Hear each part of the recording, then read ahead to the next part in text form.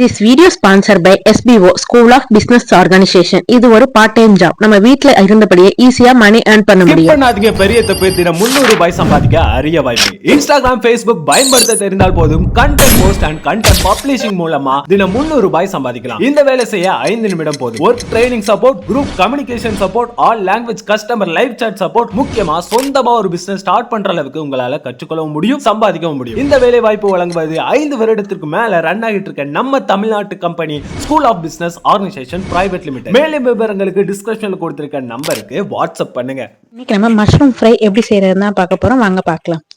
இப்போ ஒரு பாக்கெட் மஷ்ரூமை நல்லா கழுவி எடுத்துக்கலாம்.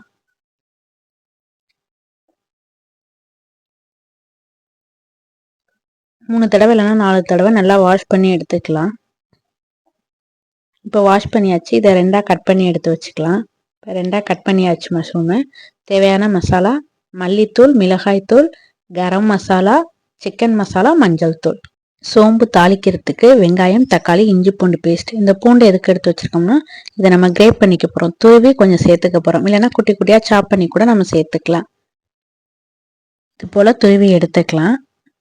இப்போ எப்படி செய்யலாம்னு பார்க்கலாம் வாங்க. ஒரு பேன்ல நான் பட்டர் சேர்த்துருக்கேன். நீங்க ஆயில் சேர்த்துக்கலாம். 1.5 ஸ்பூன் பட்டர் சேர்த்துருக்கேன். பட்டர் நல்லா மெல்ட் ஆனதுக்கு அப்புறம் சோம்பு சேர்த்துக்கலாம். இப்போ பட்டர் நல்லா மெல்ட் ஆயிடுச்சு. இதுல சோம்பு கொஞ்சமா சேர்த்துக்கலாம். நெக்ஸ்ட் நம்ம துருவி வச்சிருக்க பூண்டு.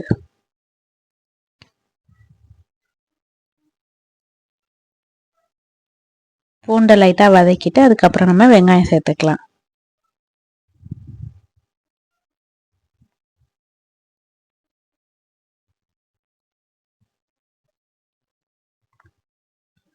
வெங்காயம் நல்லா கோல்டன் ப்ரௌன்ல வதங்கி வரணும். இந்த அளவுக்கு வதங்கினதுக்கு அப்புறமா நம்ம இஞ்சி பூண்டு பேஸ்ட் சேர்த்துக்கலாம். 1/2 ஸ்பூன் இஞ்சி பூண்டு பேஸ்ட்.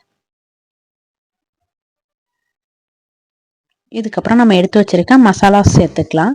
தக்காளி போடுறதுக்கு முன்னாடி நம்ம எடுத்து வச்சிருக்க மஞ்சள் தூள், மிளகாய் தூள், மல்லித்தூள், கரம் மசாலா, சிக்கன் மசாலா. சிக்கன் மசாலா இருந்தா சேர்த்துக்கலாம். இல்லைன்னா பெப்பர் மட்டும் கொஞ்சம் சேர்த்துக்கலாம். மிளகுத்தூள் கொஞ்சம் சேர்த்துக்கலாம். மசாலா சேர்க்கறதுக்கு முன்னாடியே நம்ம அடுப்பை லோ ஃப்ளேம்ல வச்சுட்டு தான் இதை செய்ய ஆரம்பிக்கணும். அப்பதான் இந்த மசாலா எல்லாம் கரிஞ்சிடாம இருக்கும்.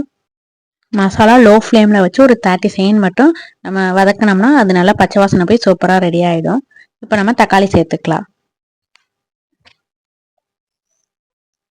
இப்போ இதுக்கு தேவையான அளவு உப்பையும் சேர்த்து நம்ம நல்லா வதக்கிக்கலாம். இந்த மசாலாவுக்கு மட்டும்தான் இப்போ உப்பு போட்டிருக்கேன். நம்ம மஷ்ரூம் சேர்த்ததுக்கு அப்புறம் இன்னும் கொஞ்சம் உப்பு சேர்த்துக்கலாம். இப்போ இது நல்லா வதங்கிடுச்சு. நம்ம கட் பண்ணி வச்சிருக்க மஷ்ரூமையும் சேர்த்துக்கலாம். சேர்த்துட்டு இதுக்கு தேவையான அளவு கொஞ்சம் உப்பு சேர்த்து நல்லா நம்ம கிளறி விட்டுக்கலாம். உப்பு தேவைன்னா செக் பண்ணிட்டு சேர்த்துங்க. இந்த மஷ்ரூம் வேகிறதுக்கு ஒரு 5 நிமிஷம் தான் ஆகும். மஷ்ரூம் வெந்ததுக்கு அப்புறம் கம்மியாயிடும். அதனால உப்பு பார்த்து சேர்த்துக்கோங்க.